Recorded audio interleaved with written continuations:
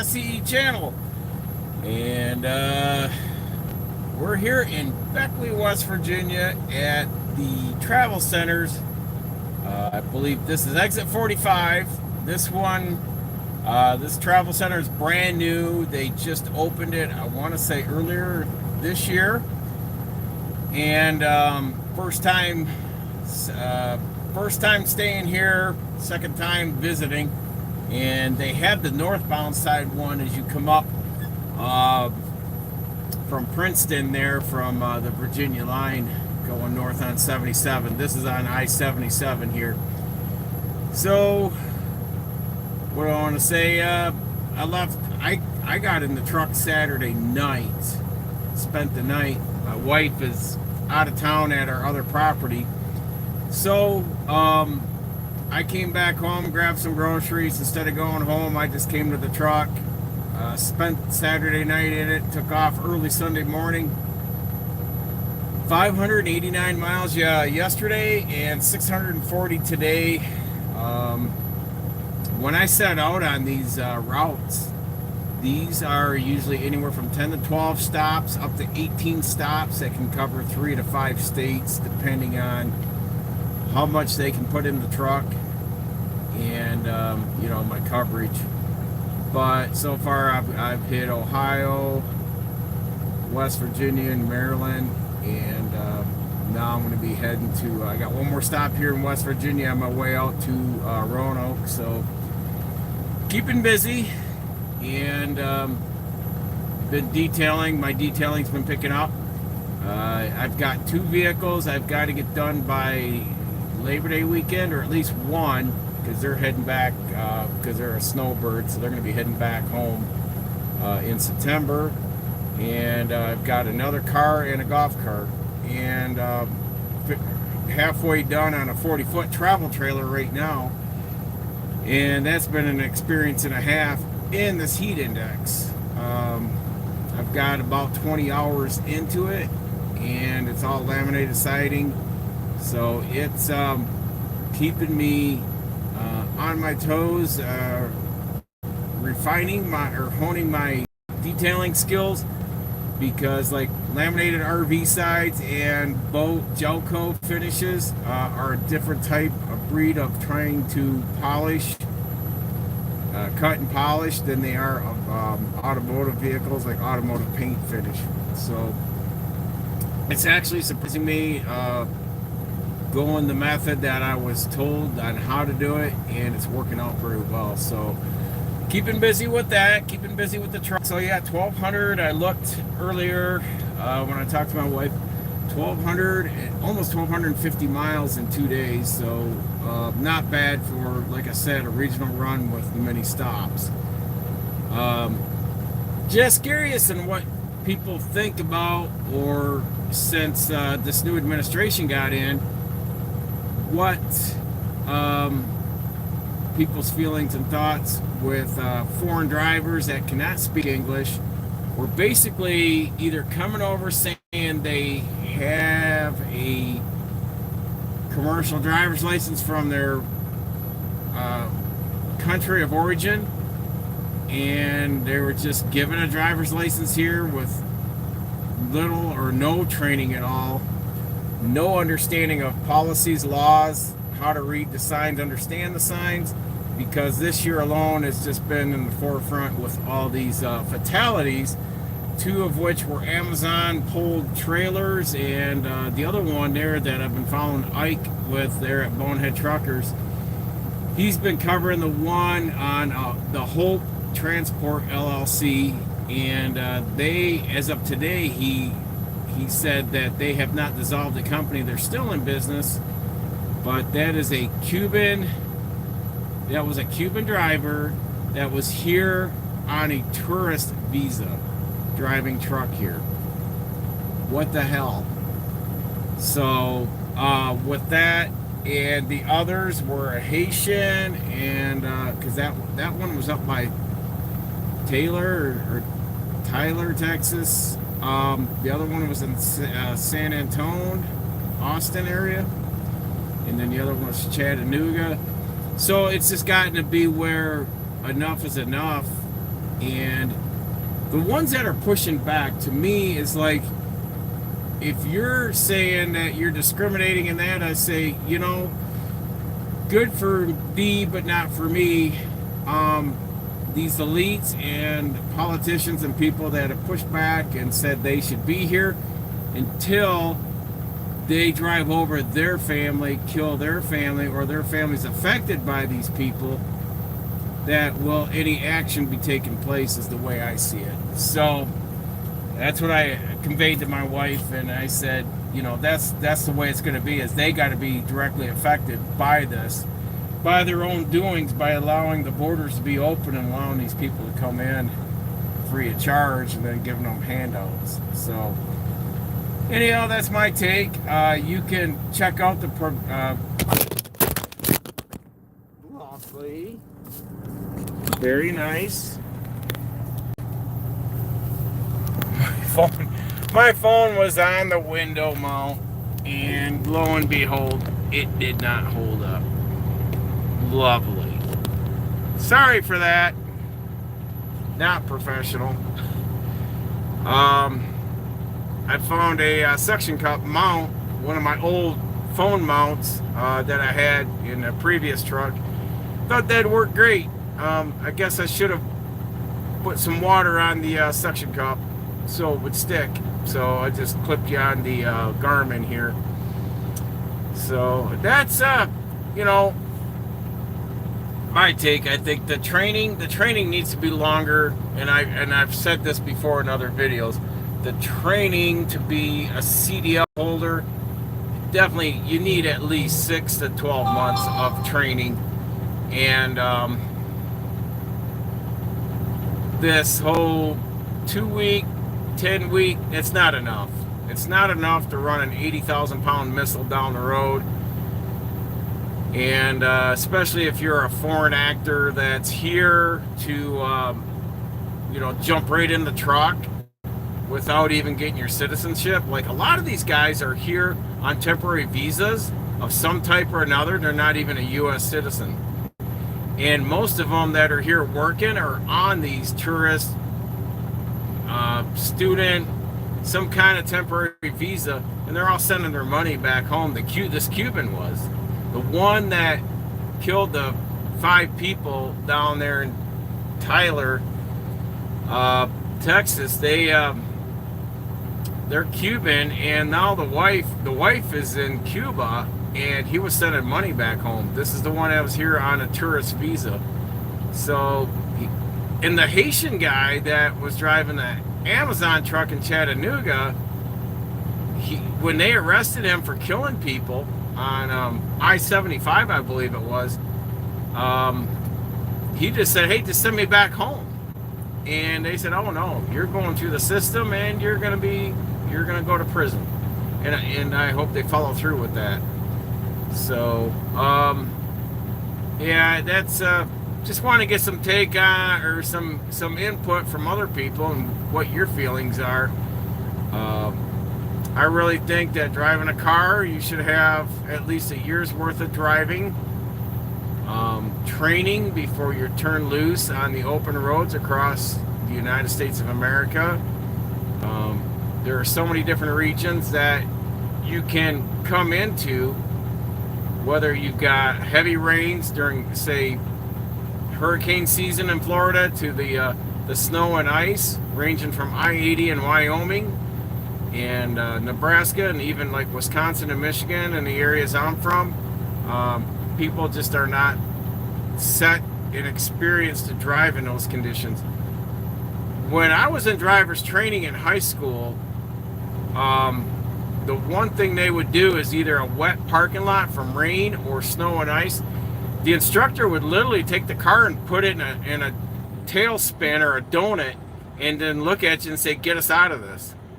And that was their way of you handling yourself with that inclement weather conditions.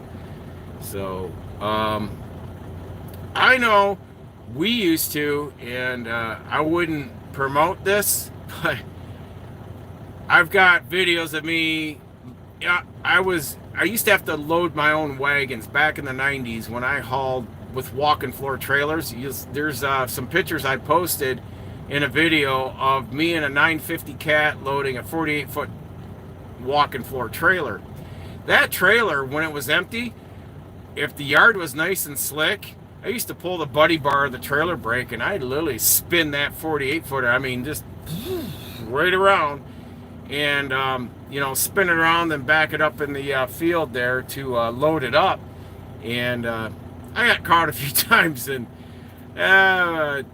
family owned the business, so needless to say, I about got throttled for that. But hey, young and dumb, but I have put the truck in some situations. I used to have to go off-road to go pick up loads, whether we're doing land clearing for logs, wood chips, and landfill.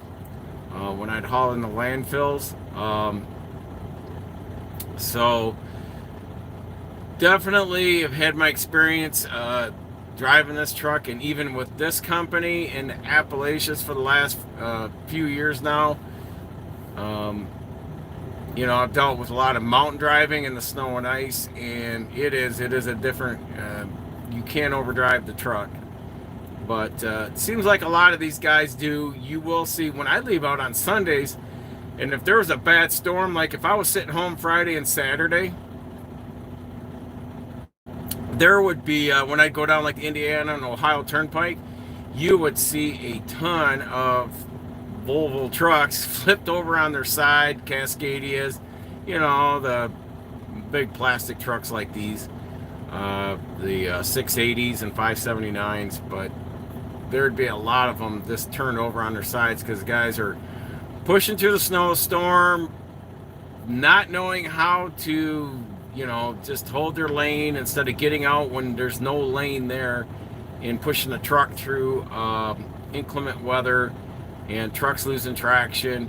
And it used to be, it was a big deal in the 70s and 80s was jackknifing your truck, but they're not even doing that anymore. They're just flipping them over, laying them on their side and all that jazz. It seems like it's even worse now than it was back then. And even then, when I started driving, it was cab over trucks. So it was a whole different animal of how how the truck felt under you than, say, now with these Cascadias or even the conventional, trucks and all. So, anyhow, I'm just hanging out here. I'll give you guys a little look at this place. Yep. Where's my clip? This is this new travel plaza. This place just got built. They started, what is it, 25? So I think 2023, they started, they pretty much leveled this place right down. And like I said, it's exit 45 off I-77 in West Virginia. But they just leveled it all down to dirt. This is all brand new concrete, all new fuel islands. I'm on the trucker side behind me, and the fuel islands for us is behind me. I just had the opportunity to park, actually, right here on the end here by the island, so I only had to worry about one truck next to me. So yeah, pretty nice. The old facilities used to have showers. They don't here, but they do have Popeyes. They have Wendy's. Bathrooms are nice and clean. People are in there keeping them up pretty good. Kind of like going into a Buc-ee's. Get you guys back here. But overall, very nice. Like I said, it'll be my first night spending here. I was hoping to make it to Covington, Virginia today, but I started doing the math because I came out of Mineral Wells, West Virginia, and I shot across. By the time I got out past Hagerstown, Maryland, had to come back down, actually come back across 70 and 68, down 77, made a delivery in Charleston, West Virginia on my way down here, and I came in here with 9 minutes left on my drive clock, and so pushed the day, and I laid down and took a half-hour nap before we went live here. I'm pretty well beat, so I'm gonna eat and go to bed after such. But um, overall, life's good. Life is good. So yeah, so wife and I had just been enjoying our time down at our other property. Uh, as I get caught up on this RV, I'm just trying to bum rush and get this thing wrapped up this year because I was supposed to have had it done last year. So overall, that's going to be looking good here soon, and then get some stuff done around the house and get ready for winter. That's the thing about living in Michigan. There's things you got to get done. Like I guess I still got to do the vinyl siding and get as many windows as I can in by at least the middle of November before the snow falls. So you're trying to front run. You pretty much got a schedule plan and get front run on the winter, because then by Christmas, January and February, especially the end of January into the first couple of weeks of February, is usually when we hit like your -10, -20s when they peak in, and all you want to do then is just hunker down and just get through those 2 months. It's usually snow, it's sleet, sloppy, a lot of salt on the roads, and usually too cold to get anything done outside. Hence why I've got a heated garage and jazz like that, because that thing's running usually in November right up to about Easter. Other than that, you flip the script and get everything ready for what you're going to use in the winter and put all your summer stuff away. And it's just vice versa, back and forth in the spring, which is more than annoying. I'll be glad in a day when I hit a point in my life when I can be not driving and just being in warm weather all the time. And but yeah, this place, I went in there twice today already and walked around. Very nice. Busy, busy, busy. This place is definitely got the volume of people running through. I would imagine it's going to taper off once school starts back up. There's a lot of kids in there with families traveling, doing vacation time and all that jazz. So, anyhow, I don't see much going on in the chat. Miss Laura's in there. I don't think... Yeah, nothing's been really going on. Oh, what do you say, Laura? Is there anything you can comment on that jar me that I may be missing? Truck's running good. I did have Ryder reach out to me after they did this last doing everything on the overhead here, the intake side, the intake gaskets, valve cover gaskets, exhaust manifold and turbo and all that. So with everything around the head being regasketed, they called and just asked how the truck was doing, and I said, so far it's top notch. I've got no issues. I'm just looking down to make sure. No, she's been running good. I am getting low 9s when I'm heading back. Once I get past the halfway mark of being empty, she seems to start hitting 8.5, 9. When I'm loaded, I'm still sticking around 7.6 to 7.5, say 7.5 to 8.1. So fuel consumption's good. She hardly ever goes through much more than a half a tank of I can run about 23 to 2,500 miles, and I'm running probably 10 gallons of DEF.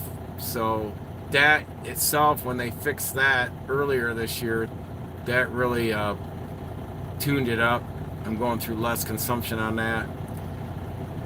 So I don't know what else to say. Other than that, it's been kind of just, it's Tommy there at Trucking Unfiltered would say, a boring day is a profitable day.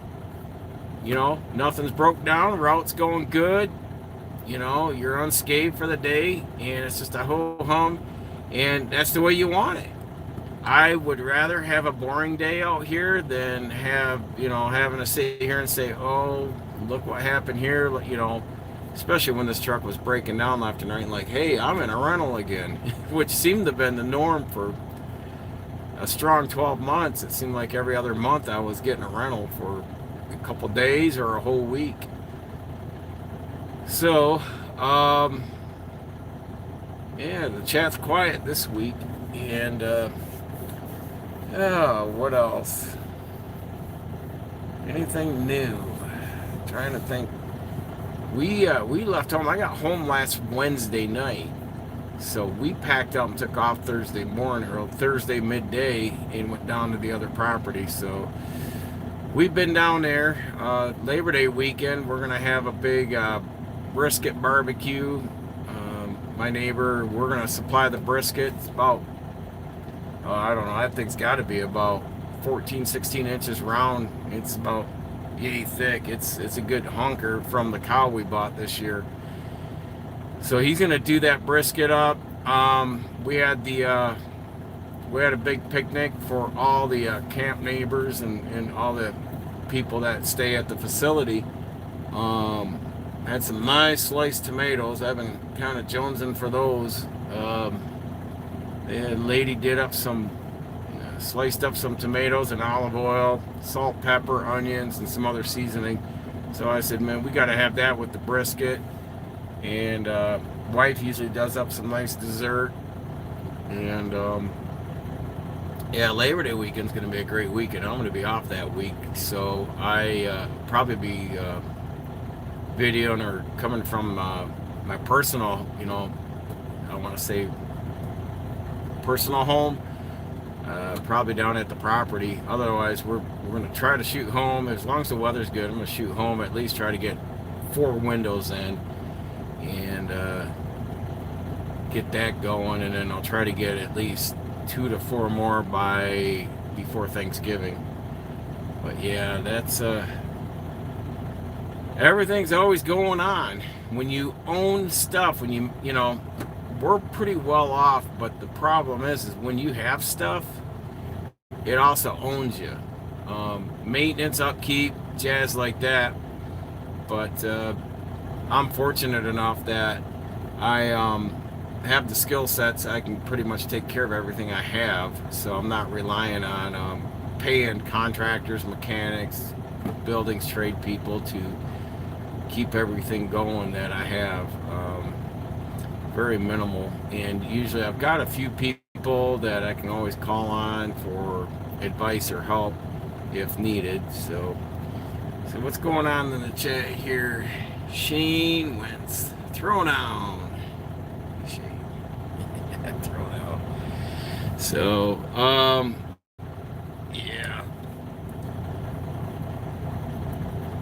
it's definitely a beautiful day. When I got here to the fuel island, I had a bunch of bugs because I started.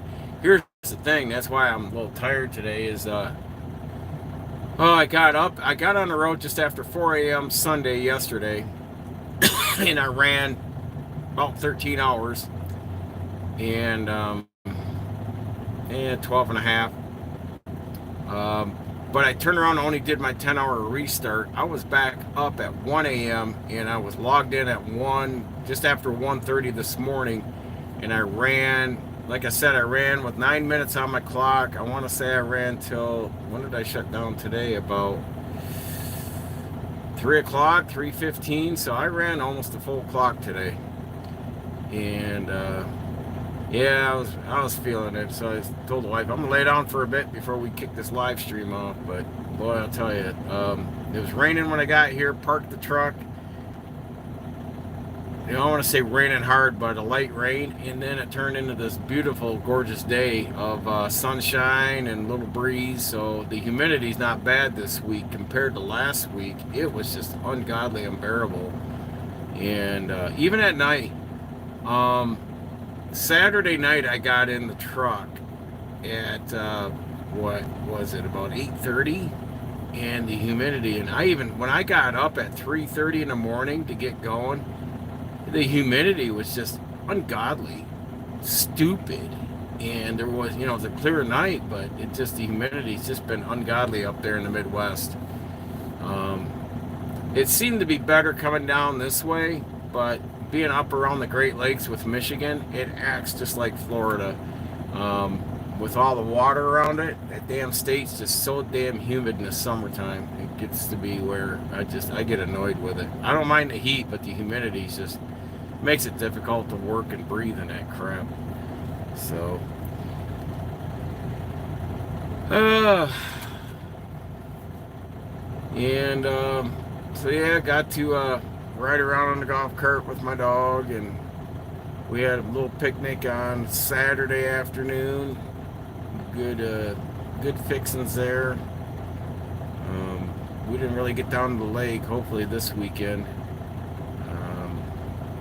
Other than that, man, it's been pretty quiet, pretty so-so with me. Um, what's happening with you folks out there? Where are y'all from? Hey Shane, if you're still there, where are you chiming in from? The U.S. or overseas? You know, always want to get a feel of where. We've had some people from overseas. We had a gentleman last week from the UK that drove truck, and Wisconsin truck driver was in here. We had another guy from Detroit that actually is finishing up his college degree. I do have 2 college degrees, and I've had a lot of certifications. So I have associates and a bachelor's degree from a community college and a D1 college, and I've held several certifications over the years, from getting into welding way back in the mid '80s to the American College of Sports Medicine, and a licensed massage therapist. I was licensed in that when I was off to chiropractic school. So he's doing that gentleman's name was Brad, and he was doing an internship, finishing up his degree from the college I went to, and I don't think he ever did mention what he was majoring in, so I'd be curious if he drops in today. It's still humid today. Not quite as bad, but still hot and humid as hell. And that's Miss Laura. That's our moderator in there, and she's up there in Michigan. So yeah, it's better here. If I turn the camera on, I'd show you. The flags. They got the flags. They got the West Virginia flag and the American flag out here, and they're blowing northeast. But it's a nice breeze. I got out to use the restroom after I got up for my nap, and I said, "Boy, this is nice." So hopefully tomorrow will be nice. I've got to run all the way out nearly to the Atlantic coast and then come back, and then I'm going to end up out by Bristol, Tennessee tomorrow night. So I may end up at that Petro. I don't know yet. I'm going to have some miles in, but overall, someone had asked me if I was down there at our other place, and I've had a couple people ask, if I was, how long I was going to drive and that, and I said, I really don't want to drive forever. I didn't plan on driving this long when I came back after being laid off in healthcare. So the money's good, and I said I have no problem with the company I work for.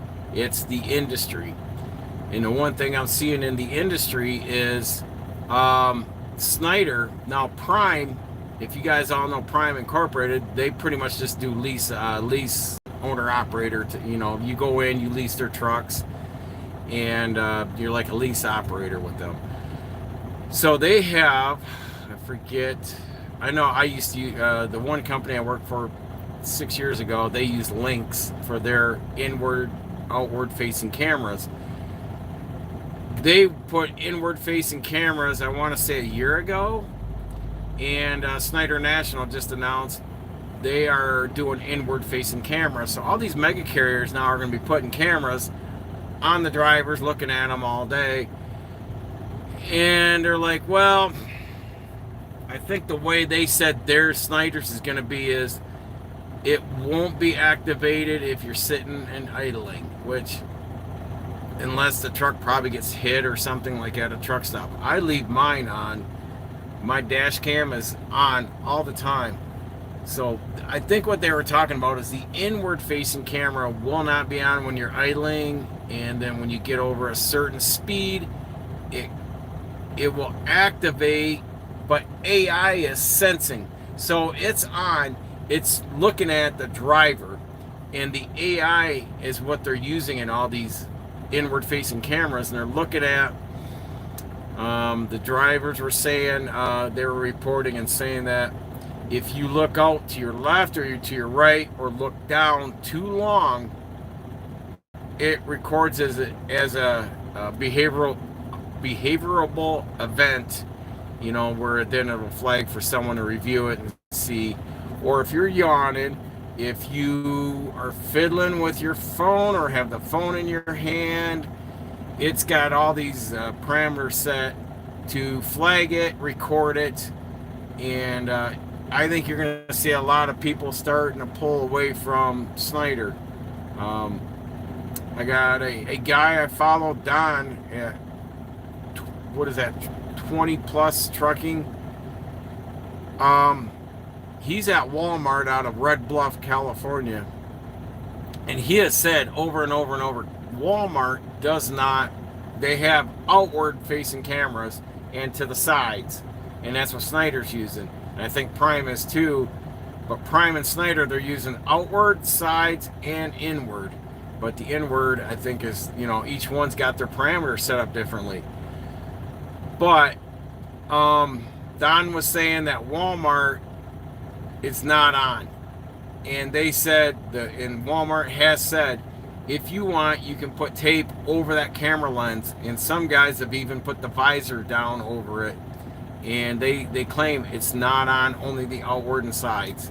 So I would imagine going forward, if Snyder's doing this, because Snyder, JB Hunt, Swift, what are some other big mega private carriers out there? They all lobby to push the rules in their favor at the FMCSA. They put their people on the boards of the FMCSA and the ATA, the American Trucking Association. That's why I don't support nor stand behind the ATA in anything they say. I wouldn't give them a dime nor listen to them.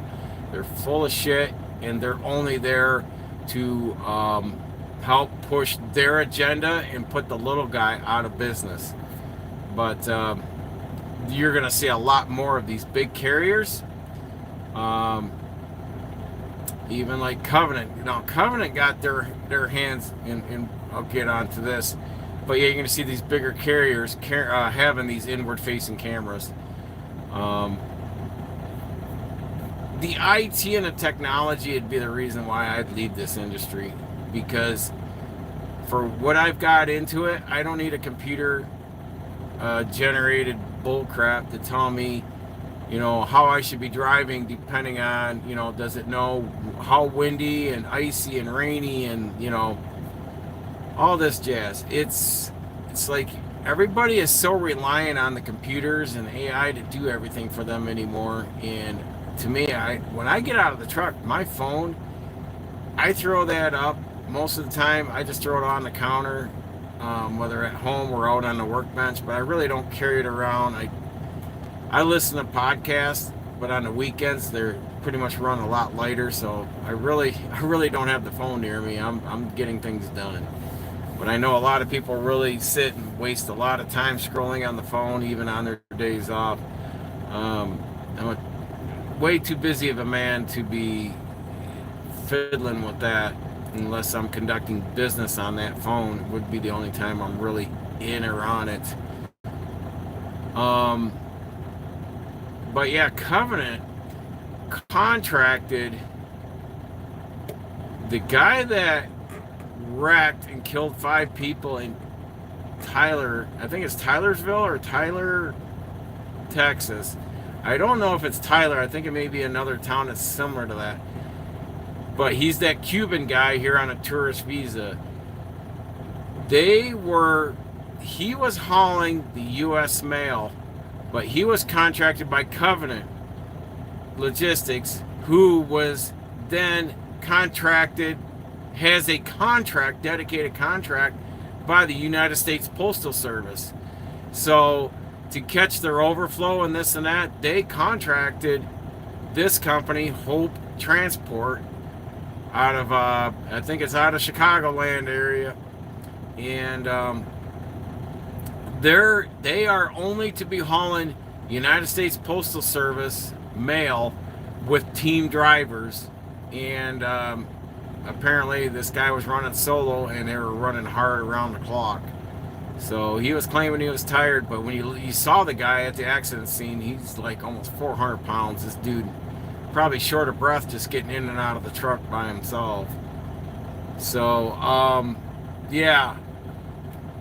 Again, what I see is when you see these accidents, I got a feeling it's going to be more and more a requirement, and it's going to trickle down to little guys like this company I'm working for, where they're going to require you have the inward-facing cameras because of all the litigation and these nuclear verdicts in court, and they're going to really want to see more documentation. And if the AI is there to really babysit you and catch a lot of this bad habits or neglect behind the wheel, then they're going to want that more presentable by the powers to be, the lawyers and attorneys.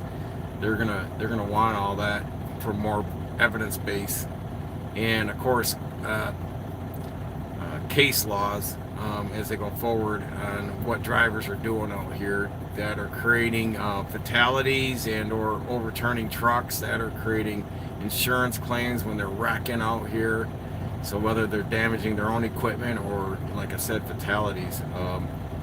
I just see it coming to where that writing on the wall, it's going to trickle down, and when the big guys big guys are putting it in, then they're going to demand all the little guys have it because they voluntarily put it in themselves in their fleets. And if you just follow along with what I'm saying here with these words, that IT and stuff, the writing is on the wall, and it's narrowing down to where your freedom out here of being, that open road and freedom of being a truck driver is going to go away. And you're going to be babysat behind this wheel from the time you get to the yard or wherever your point of origin is, to where you're going to start with that truck till you end your time with that truck. You're going to be watched.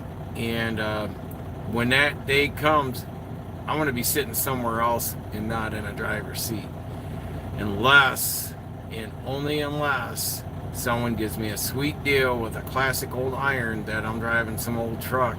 But even then, even the old trucks, they're probably still going to have inward and outward facing cameras. But as far as the IT stuff, I'll be glad to put that in my rear view mirror one day when that does come and I'm long gone. Because I see it coming. It's going to come. Everything's coming. I give most of this stuff by at least 2030. We're going to be living in a way different time than we are right now. Even, you look at 5 years from now, I say it's going to be a different time. And we're probably going to be 25-50% closer to being a communist country. Because if you look back the last 5 years, from the time 2020 started, and look what the pandemic brought us, and all this division of people, and the politics, and just the way we conduct ourselves now. You tell me that the last 5 years hasn't changed the people's mantra of their mindset and the way they think and live. What do you think the next 5 years are going to be, and then going forward? And when all those gaps narrow down, I just don't want to be on the road, and I just don't want to be dealing with a whole lot of people by then. So it's going to be an evolving, changing times in a rapid pace coming forth. That's just me speaking out loud and my prediction, only because what I've seen in the last 5 years and what I'm hearing and seeing now with the technology and the AI here. And they're saying AI is going to take your job away. Well, already coders, there's guys getting out of college as a computer coder, just software coder, and they can't get a job. One guy claimed on one podcast he took a job. The only job offer, he put in like 90 applications, and the only interview he got was for AAA. So $17 an hour job at AAA, and that was it. So AI is here. It's going at a rapid pace, as we saw in the late 90s and the early 2000s when the computers came on board, and you couldn't keep up with the processor, the RAM and the memory and all that. That was like every 6 months your computer's antiquated. You were almost changing your computer out once a year just to keep up with what was changing and evolving. Even your laptops back then felt like tanks carrying them around compared to what you've got today. These cell phones are just, look what they're doing with these cell phones compared to what you got 25 years ago out of a laptop. And, and to have wireless and Bluetooth and all your internet connection out here, when back then everything was, you didn't have wireless. You had to plug into an Ethernet or a phone cord, dial up internet. And so things are changing. AI is the next revolution. It's the fourth turning of the Industrial Revolution. So understand it, learn it, and you're going to have to adapt and use it because it's going to be part of everyone's everyday lives of work. So it's just something you can't get away from. It's here, and the corporations, they are going to use it. Whether if you want to push back on it all day and not, that's fine. They're still going to use it. So you can be fresh out of college, but if you're not going to wrap your head into the evolution of AI being here, you're going to get left behind, and then you're going to be down probably either picking up cigarette butts in the parking lot or changing trash can liners for a fast food restaurant. Best I can tell you. Even then, they'll probably have robots running around by then, sweeping and picking up, changing, emptying trash cans, for all I know. So let's see what's going on in the chat here. What do we got? Sorry, this thing's just teetering on my Garmin. Hell yeah, brother, speak English. Mr. Show Cemetery. All right. People need to distance themselves from tech and reconnect with family and friends. And that's just it. Well, what else we got? EOD. What's EOD? You mean the ELD? Mr. Show Cemetery. Yeah, there. You said EOD. It's ELD. Stop that. EDL. EDL. Yeah, it's stop. Electronic login device, ELD. So yeah, and Alexander, hello, how are you? I see you there. Government mandated the ELDs. The government should be the only ELD service available. Problem solved. If these shoddy cameras do the Lithuania log reset, make it a federal crime. You know what? And I'd have to say there, 18-wheeler. There was a guy, Ike at Bonehead Truckers. He's showing, a guy sent in a video of him where the company he's working for out of Chicago was resetting his logs while he was in transit, and he was getting short on hours. They automatically went in and reset his hours and kept him going. And he said in like a 3 or 4 day span, he'd only slept like 4 hours, and they were just making him roll around the clock. Well, the problem is if he wanted to go home and he wanted to head back to the yard, they said, if you do that, we will call and report you that you stole the truck. And they were threatening him like that. Now, shame on him. He needed the money at the beginning, but he said now it's not even worth it being out here trying to run these hours. And that is true. I think that it should be narrowed down to where these people like that, like the company owner and the administration at this Ukrainian company out of Chicago that is pretty much still over in Ukraine, but not here, but they've set up all the LLC and entities, and they're just using the people here And if they get in an accident, hey, the report is most of those companies, when they get in a bad accident like a fatality, they'll just dissolve that LLC and start it up somewhere else. Because when he looked and he traces back these LLCs, they're in like a one-bedroom apartment in some, apartment complex or somewhere, either in Florida or in Chicago. But they're bouncing between Florida and Chicago, running these international people that are setting up these LLCs to run these trucking companies. And then they just go in and they manipulate the ELDs and reduce their hours. They're doing it. It's been proven. It's on the internet. You can find it. And he made in light. Did we do it back in the day to ourselves? Yes. How? Running 3 logbooks.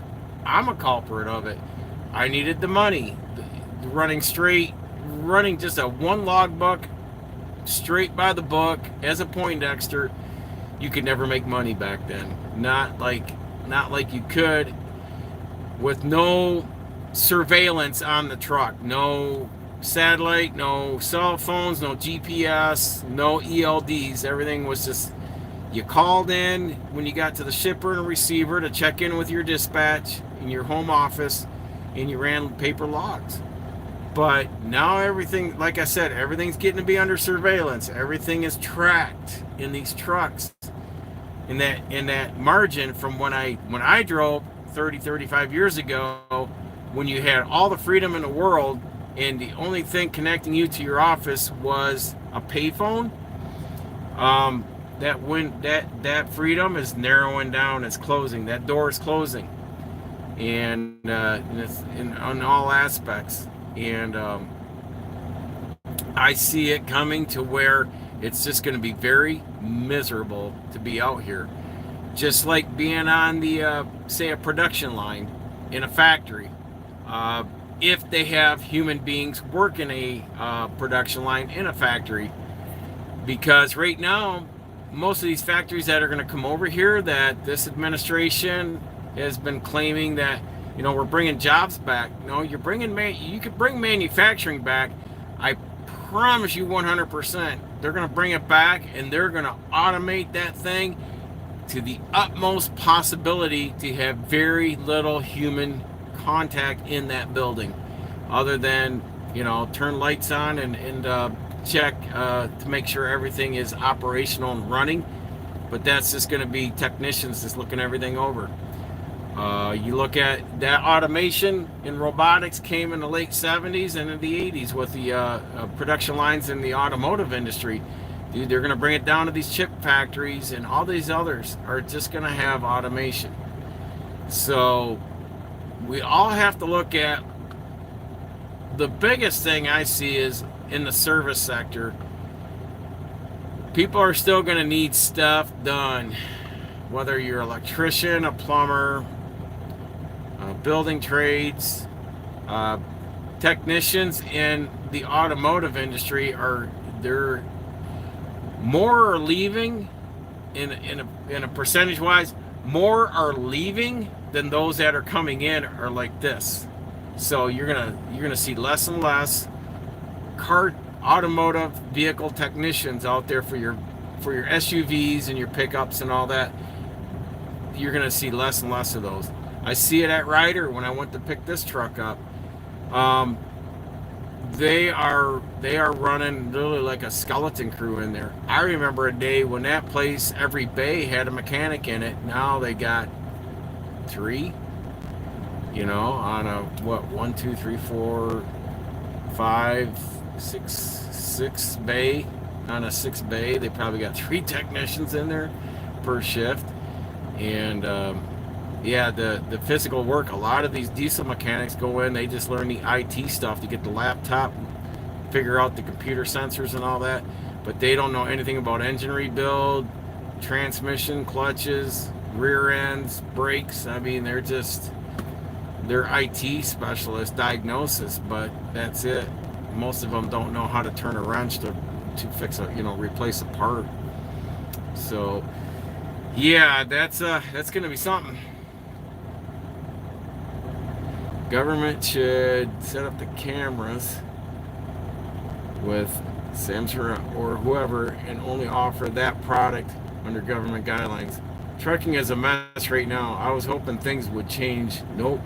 Yeah, and I agree. I agree, 18 wheeler. It's good. Like I said, when I look back, when I started in 1988, it was like, there's the truck, here's a map, go here, up to, say 2 counties away, go dump the trailer, come back, get reloaded, just run that route. And they didn't know anything, what was going on. There was no, like I said, back in 1988, there was no cell phones. We had CBs, but the company didn't provide them, so you had to supply them. Like mine here is all my personal stuff, but you had to use a payphone. And otherwise, when you got to either shipper, receiver, A to B, and you just got on the phone and called in, checked in, every now and then. But there was times I'd get somewhere and they'd say, "Hey, your company called looking for you." Oh, all right, And after about 8 hours, they're just like, "Hey, we just want to know, how far along are you today? How much stuff did you get done? Stop by the office. We got paperwork for some more customers that need to be serviced." When I was doing roll off and other jazz. Yeah, there was just now, and it was a lot of freedom. And you didn't think of it. You took it for granted. You never thought that this day, when you now at my age and this experience I have, that you see the open road and the freedom with no confines of any limitations or walls around you. Now you see walls coming. You see walls coming, and it's getting where you're getting boxed in. And now everything. Now the only thing left is that inward-facing camera being mandated to every commercial truck. And guess what? You're going to see this industry dry up, because even the foreign actors that are here driving, they get an accident, they see it. I mean, they're on their own, because that's the thing with these Russian companies that are setting up out of Chicago, is they're leaving their drivers out to hang. Like, they get in a fatality, dude, they're MIA, they're gone. And these drivers are left to be hung out there. All these immigrants and that, they're left holding the bag, going to prison for their company, for participating in illegal activity as far as driving beyond the recommended hours, driving unsafe equipment. Like I talked to you guys here about a month or 6 weeks ago when I had that foreign guy, couldn't speak no English. All he could tell me was, with a half flat tire that was bald, was company has no money. He couldn't put a new tire on it, and he had no AC in his truck. And that's the way these guys are going to run. But as long as they're getting that money every week, fine. But until they flip that truck, get in a bad accident, killing people, that company is going to hang them out there. And they're going to walk away and move on and just dissolve it and go to another LLC. So the other thing too is they have to vet these people applying for LLCs. They really do. I know they've been trying to do a shakedown and getting rid of a lot of these shell companies, and they really need to vet these way more to see background of who's having them, where they're established, where their home address, home office, whatever that is, all this jazz. So it's like I said, the walls are closing in. IT is here. AI is here, and it's just a matter of how much faster those walls close in and the door gets shut, to where you open the door and sit down in this truck, you're being watched until you step back out of the truck. So when that time comes, I am not going to be anywhere near the truck. I'm not going to drive. I'm not going to have it. So I'll move on. I'll do something else. I don't know. I told my wife, worst case scenario, I was making it enlightened and joking around. I said, I'll just go do OnlyFans, seniors edition or something. I don't know. Watch me sleep or something. And see how people like that. Maybe I can make a lot of money just sitting there, just sleeping in bed for OnlyFans.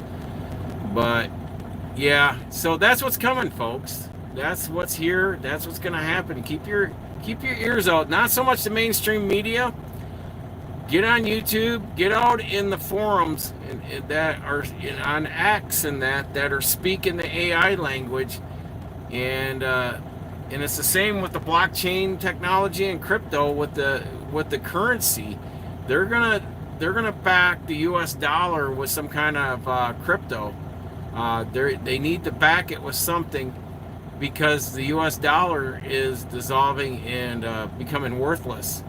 So when Nixon took us off the gold standard in '71, the dollar's never been backed behind anything but a handshake and a good word, like, "Hey, we promise to pay you back," or we default on our treasury bonds and all that shit. But to keep your power as a world reserve currency, you're going to have to back it with something that's going to force people to buy something. So they're looking at the blockchain technology, especially your crypto, some of the crypto stuff.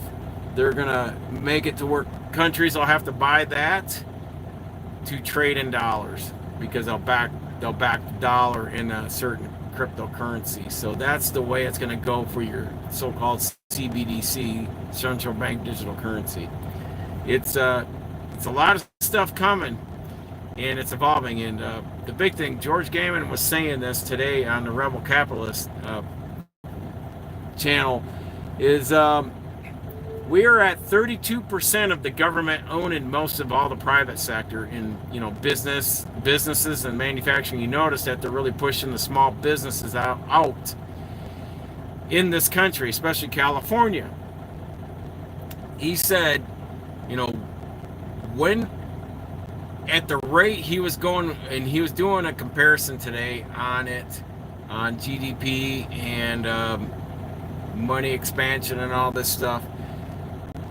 When we hit to the government owning 75%, we're going in the direction of Russia. Basically, going to own all the businesses, and the government's going to be controlling, just like China, controlling all the businesses. And he goes, when we get to, and he's thinking by 2030, we're probably going to be, every time we go in a recession, they up their game. They get more. They have more grab at controlling more businesses and more flow of stuff here in the country. And he thinks that by 2030, if they get 75% of the private sector in manufacturing, will be at a fascist socialism. And when they hit 100, basically we're communists. Just like the old Soviet Union was. They're going to dictate everything down to our food, our medical supplies, and work, as far as jobs. And they're going to say, all right, you want to be a truck driver? Well, a truck driver is only going to make $1,500 a month because the government runs it, controls it, and owns that sector. So therefore, they can tell you what you're going to make, and that's all you're going to make and there's going to be no overtime. That's why in Russia, if you listen to people from over there on YouTube, they are minimum. They do not bust their ass or go over and above. If they will do as little as possible when they work for their job. And whether it's healthcare or manufacturing or truck driving or equipment operating, they do the bare minimum they have to do because they're not getting compensated for anything over and above that. So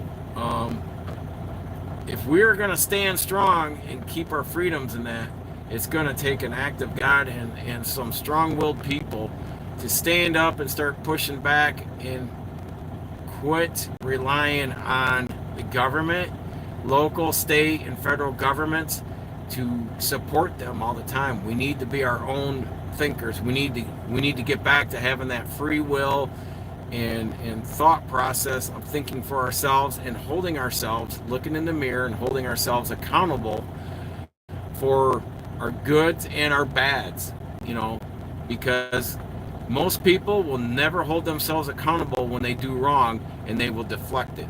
It's, my upbringing is the result of my bad parent, my parents just doing bad parenting. I'm in this financial situation because of the government. And it's like, no, it's you. You put yourself here, you're here because of you. So, um, you got to take control of your life, hold yourself accountable, and just move forward. And just, you know, manage your own economy around you, your money. So, that's the only way we're going to continue to hold our freedoms. Otherwise, we're going to be like China and Russia, where they're going to make all the decisions for you, and all you're going to do is go to work, come home, never think, because the government's doing everything for you. Therefore, but you're going to be limited. When they tell you you got to be in lockdown, they tell you you got to do this, and if you don't comply, you will be fined. You will be jailed. So, because it's their society, they have bought and taken over the society that you live in. Therefore, they own it. Therefore, they will control you while you live in it. So, keep that in mind when you're giving up more and more freedoms to convenience. And that's the thing, is convenience. They're trying to make things so convenient that you'll just fall lockstep into it and say, boy, this is nice, this is convenient. Yeah, I'll do this, I'll do that. And you sign more liberty and freedoms away. So that's what it's come down to. And that's the direction, that's the mindset. They're trying to make people lazy minded and very irritable when they're inconvenient. So if they can make more conveniences for people, it'll buy their way to say, I'm on board with this, and the government's going to do a little more grab, whether it's land grab, manufacturing grab, just owning everything in this country, to where then we are right in with China, Russia, and then us, Canada, and the rest of these countries. They're just, the governments are going to own everything. So that's how it's kind of in a superficial way of saying this is how they're going to own everything, and you're just going to be dumbed down and be happy. So, but that's the way they look at it. Through my eyes, I'm going to push back and hold myself accountable and take care of me and move forward, and always keep my head on the swivel to understand and know all this stuff coming. That's the next thing, is with my trade view stock brokerage for my swing trading. AI is now implemented to run your charts and your indicators. You can set AI to, for all the parameters, it'll trade for you. You just go in and set where you want to be at the top and at the bottom, on your moving averages and stuff like that. So use technology, but keep it at an arm's length distance. It was something that I had heard from, of all people, a former drag racer. But with this technology, just keep it at arm's length, but don't be so reliant on it that it's so convenient to use that you have just become IQ mentally lazy and dumbed down, to where you forget how to free think and think out and find solutions to problems in life. But that was Jim Lieberman, Jungle Jim. When the NHRA was coming in, because they used to do grudge matches and each track held their own, but the NHRA was building itself up and people were getting on board, because boy, if you get in with them, you get big payouts and that. Kind of like musicians signing up for corporate contracts and getting the big money, but then they dictate to you what you will and will not sing, and they tell you what the music you will play and not play, as far as music that's written and all that. And usually they get people that write the music for them, and they just dumb it down. You're just a facade. You're just sitting right up there as just a person, an entity, a false idol for them to sell and market. And that's all it became. And Jungle Jim said that to the guys that were all stoked to get in the 70s, getting on board with the NHRA, and he said keep them at arm's length.